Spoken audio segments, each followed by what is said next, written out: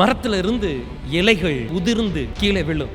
அந்த மரத்தின் முளைத்த அத்தனை இலைகளும் அந்த மரத்தில் இருந்தால் எவ்வளவு அற்புதமா, எவ்வளவு மென்மையா இருக்கும். இலை உதிர்கிறது மட்டுமல்ல, இலை உதிர் காலம் என்றே ஒன்று இருக்கிறது. அந்த காலத்திற்கு எந்த மரமுமே தப்பாது. இலை உதிரக்கூடிய காலத்திலே எல்லா மரமும் இலை உதிர்ந்துதான் ஆகும். நேற்று ஒரு மனிதனோடு பழகும் பொழுது அந்த மனிதன் சுவாரஸ்யமாய் பழகினான். அடுத்த நாள் போகும்போது அவன் ஸ்தோத்திரம் கசப்பாக நம்மோடு கூட நடந்து கொள்ளுகிறான். ஏன்? அவனுக்கு நம்மேல் இருந்த அன்பு உதிர்ந்து போய்விட்டது. உறவுகள் உதிர்ந்து போகக்கூடியது, சூழ்நிலைமைகள் உதிர்ந்து போகக்கூடியது. இலைனாலே உதிரதானப்பா செய்யும். உண்மைதான், அந்தந்த காலத்திலே சில காரியங்கள் நடக்கத்தான் செய்யும், உண்மைதான். ஆனால் அது சத்தியம் அல்ல. ஒரு சத்தியம் ஒன்று உண்டு, ஒரு சத்தியபரர் ஒருவர் உண்டு. அவர் சொல்லுகிறார், இலை உதிராதிருக்கிற மரத்தை போல நான் உன்னை மாற்ற முடியும் என்று சொல்லுகிறார். தேவ பிள்ளை எப்படிப்பட்டவனா? இலை உதிராதிருக்கிற மரத்தை போல் இருப்பான்.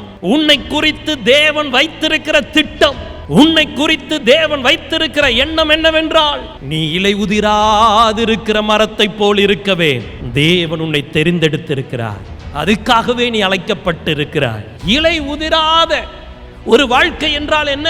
தேவன் கொடுத்த அனைத்து ஆசீர்வாதங்களும் உன்னை விட்டு பறிக்க முடியாத, உன்னை விட்டு தூரம் போகாத, உன்னை விட்டு உதிராத ஒரு ஆசீர்வாதத்தை தேவன் வைத்திருக்கிறார்.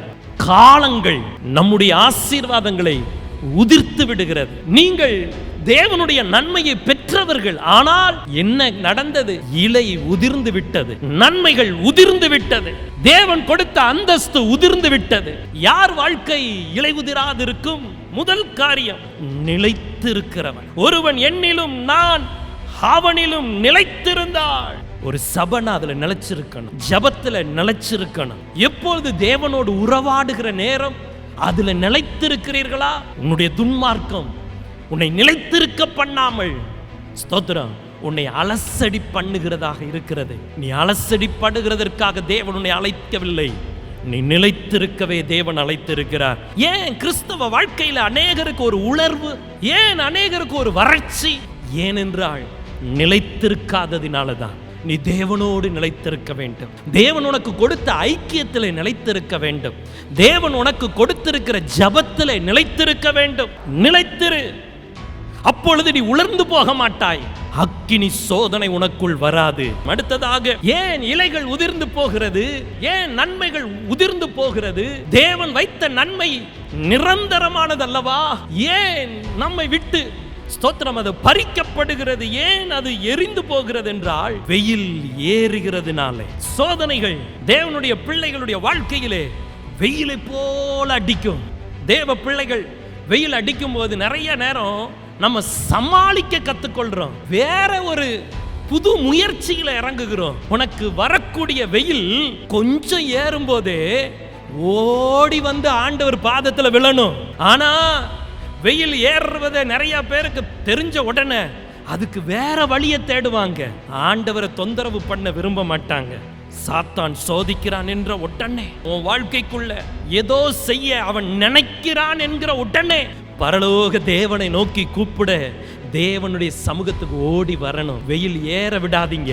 இயேசுவின் நாமத்துல நான் உங்களுக்கு சொல்றேன், சத்துருடைய சோதனையில நீங்க பழகாதீங்க. வெயில் ஏறுவதற்கு முன்னே செயல்ல இறங்கிடணும். எனக்குன்னு ஒரு நிழல் இருக்கிறது, நீங்க நிழல் எனக்கு இருக்கிறது. ஸ்தோத்திரம். ஒரு சின்ன சோதனையா கொண்டு வருவான், இடம் கொடுத்துறாதீங்க. ஸ்தோத்திரம். இடம் கொடுத்தா கொஞ்சம் கொஞ்சமா வெயில் ஏறும், பாவம் ஏறும். ஒரு குறிப்பிட்ட காலத்துல உன் இலையெல்லாம் உதிர்ந்து போகும், உன் மகிமையெல்லாம் உதிர்ந்து போகும். ஹல்லேலூயா. உன்னுடைய ரட்சிப்பின் சந்தோஷம் எல்லாம் உதிர்ந்து போகும், உன் ஐஸ்வர்யம் எல்லாம் உதிர்ந்து போகும், உன் சுகம் எல்லாம் உதிர்ந்து போகும். யூதா 1ஆம் அதிகாரம் 11வது வசனம். அந்த வசனத்துல 3 காரியங்கள் சொல்லப்பட்டு இருக்கிறது. 3 காரியங்கள்ல முதல் காரியம் காயினின் வழி. காயினுடைய வழி என்ன? தேவனுக்கு பிரியமான காணிக்கையை செலுத்த தெரியாத காயின், தேவனை பிரியப்படுத்த தெரியாத காயின். 2 பேரும் காணிக்கை கொடுத்தாங்க. ஆனா காயினுடைய காணிக்கையை தேவன் அங்கீகரிக்கவில்லை. அங்க யாருங்க இருக்கா? காயின், ஆபேல். அவர்களை சிருஷ்டித்தவர், அவரை பிரியப்படுத்த தெரியவில்லை. காணிக்கையினால் தேவனை பிரியப்படுத்த தெரியாத காயினின் வழியை தெரிந்து கொள்ளுகிற மக்கள் தங்கள் இலைகள் உதிரத்தக்கதாய், தங்கள் நன்மையை ஸ்தோத்திரம் இழந்து போகிறவர்களாய் இருக்கிறார்கள். உங்க விருப்பத்துக்காக கொடுக்க கூடாது. தேவன் பிரியப்படத்தக்கதாய் கர்த்தருக்கு காணிக்கை கொடுக்கணும். வெறும் ஐஸ்வர்யத்தை மட்டுமல்ல, துதி, ஸ்தோத்திரங்கள், ஆராதனை, பாடல், தொழுகை, தேவனுக்கு ஊழியம் செய்வது, நம்மையே தேவனுக்கு அர்ப்பணிப்பது, பரிசுத்தமாய் நம்மை காப்பாற்றுவது, இது எல்லாம் தேவனுக்கு முன்பாக காணிக்கையாய் இருக்கிறது. தேவனை பிரியப்படுத்துகிறதாய் இருக்கிறது. தேவனை பிரியப்படுத்த அறிந்தவர்கள் இலை உதிராதிருக்கிற மரத்தை போல இருப்பார்கள். விளையாம் கூலிக்காக செய்த வஞ்சனையை விரைந்து நாடுகிறார்கள். அப்படிப்பட்டவர்களுடைய இலை உதிர்ந்து போகும். பணம் கொடுக்கிறார்கள் என்கிறதற்காக வஞ்சனையாய் வாழக்கூடிய பிழையாமை போல உள்ள மனிதர்கள் இலை உதிர்ந்து போவார்கள். தேவ ஜனமே, உனக்கு தேவன் கொடுத்த வேலை அது காசு சம்பாதிக்கிறதற்காக தேவன் கொடுக்கல. தேவனுக்கு முன்பாக நீ உத்தமனா நடக்கணும்ங்கிறதற்காகவே அந்த வேலையை தேவன் தந்தார். ஸ்தோத்திரம். உனக்கு கூலி கொடுத்தவங்களை விட 10 மடங்கு நீ மேல உயர்ந்து நிப்ப. அல்லேலூயா. என்ன உன் எஜமானன் கர்த்தர். 3வது காரியம் அந்த வசனத்துல சொல்லி இருக்கிறது, கோரா கூட்டம் அந்த கூட்டத்தார் எதிர்த்து பேசி, ஊழியக்காரனை எதிர்த்து பேசி, ஊழியத்தை எதிர்த்து பேசி, நீ எதிர்த்து பேசுறது ஒண்ணுதான், உன் மனசுல எதிர்த்து நினைக்கிறது ஒண்ணுதான். எதிர்த்து பேசினாலும் எதிர்த்து நினைத்தாலும் நீ இலை உதிர்ந்து போவாய். மறந்து விடாதே, பயப்படாதீங்க.